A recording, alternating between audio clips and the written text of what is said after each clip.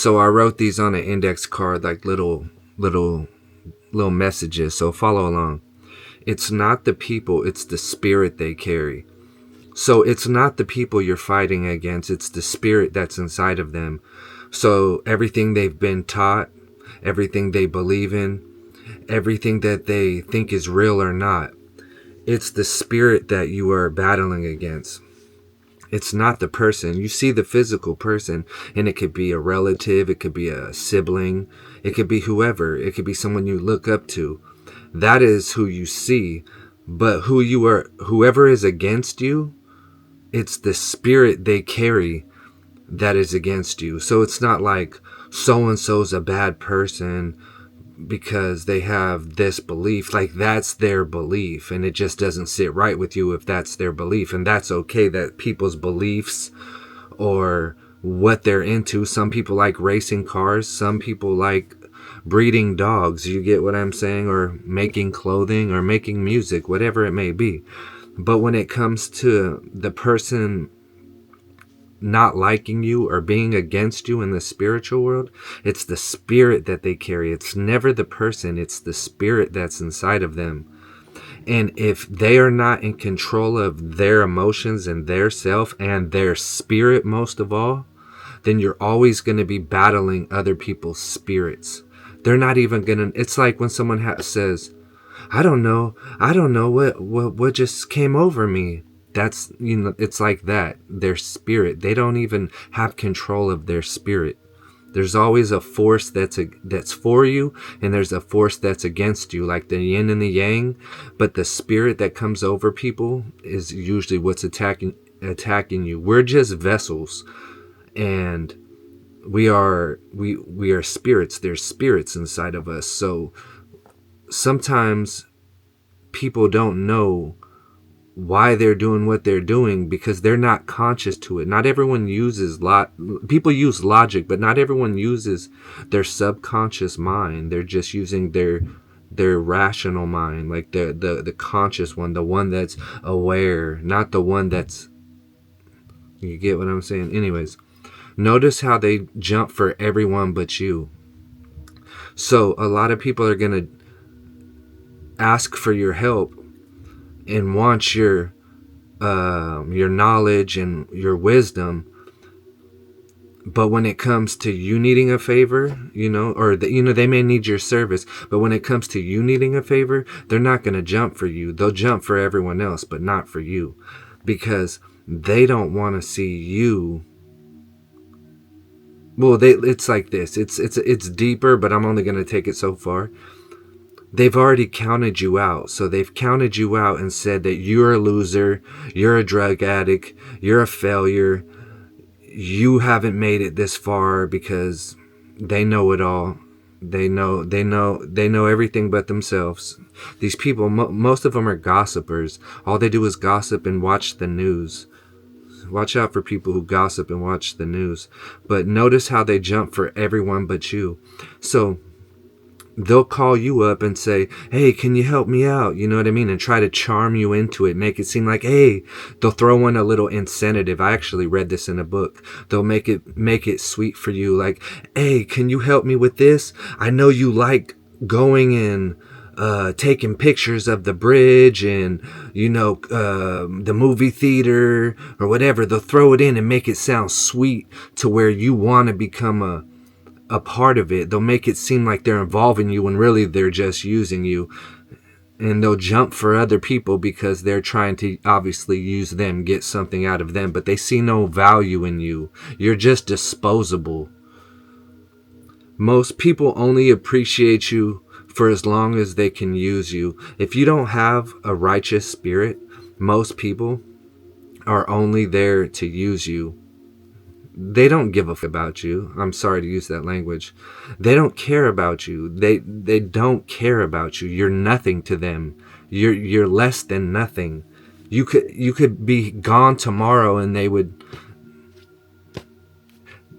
We hold on to people as if as if they have an importance in our life, because we're seeking validation from them, their approval, even though we could say, we don't need validation. We don't need certain people in our lives. We are seeking we there's something, that inner child that's wounded inside of us is looking for that. Can you, without you want, like, you may be fighting it, but somewhere deep inside of you, you want that. Oh, good job. Oh yeah, we'd love to help. We support that. You know what I'm saying? So, people only appreciate you for as long as they could use you. I don't care if it's who it is. It could be the person you love the most. As soon as they're done with you, they're on to the next. And that goes back to notice how they jump for everyone but you. They're opportunists. Those are what we call opportunists. I read that in a book also. And I'm not going to get deep onto it. You could read books on certain different things that teach you more about that. Some people are loyal to no one but themselves. A lot of these people, they're loyal to nobody but themselves. So even in a group, they seem like they're together, but they're really not together. They all talk about each other behind each other's back. They fight against each other. They're all not for each other, but they make it seem, but you would think they are, but they're really not.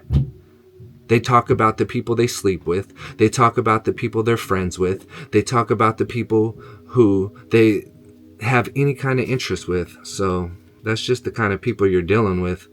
Get used to it. It's reality. It's time for you to choose yourself. A lot of people, like I said, are opportunists. So they will choose everyone over you. They will put everyone over you.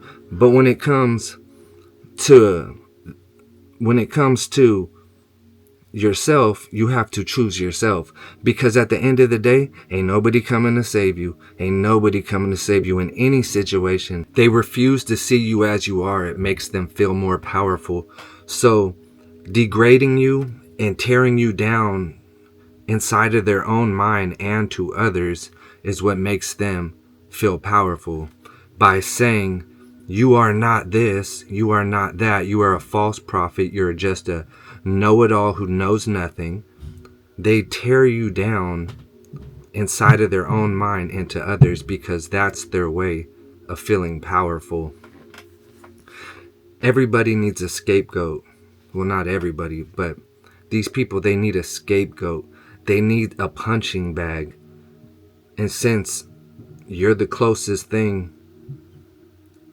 to not resisting their cruel treatment, you become the scapegoat. You become the punching bag, because you're kind.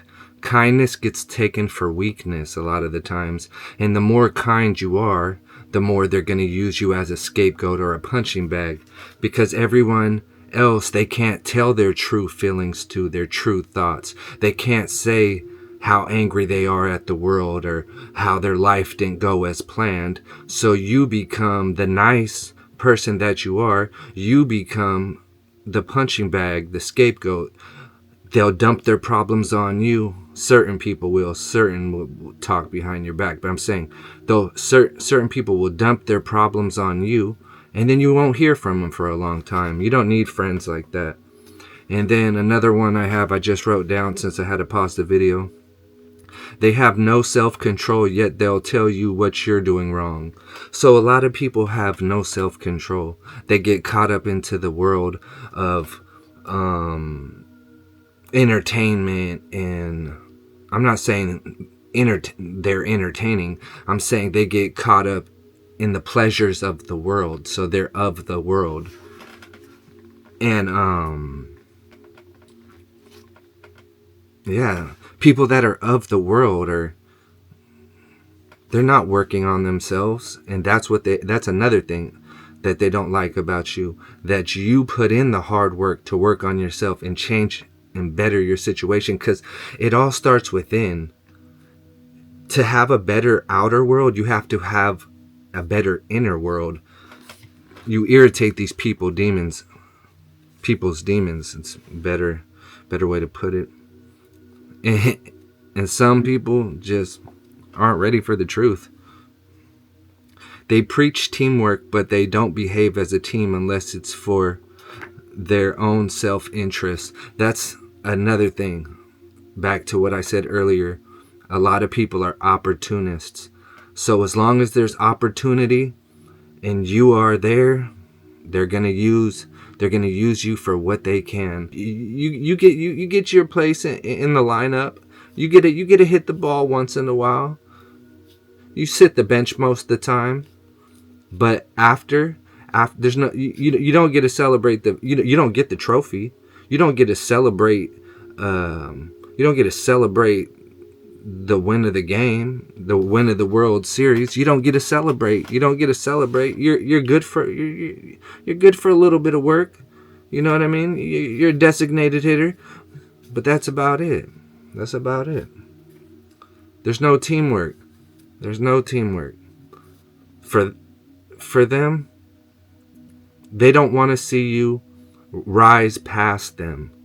So they'll do anything to keep you at a lower level, to keep you in the dark, to keep you away from certain people that can help advance you in your career, people that may take a liking to you. They actually don't want people to take a liking to you because that takes the attention off of them. And opportunists need every opportunity they could grab. So why would they want any attention on you? No.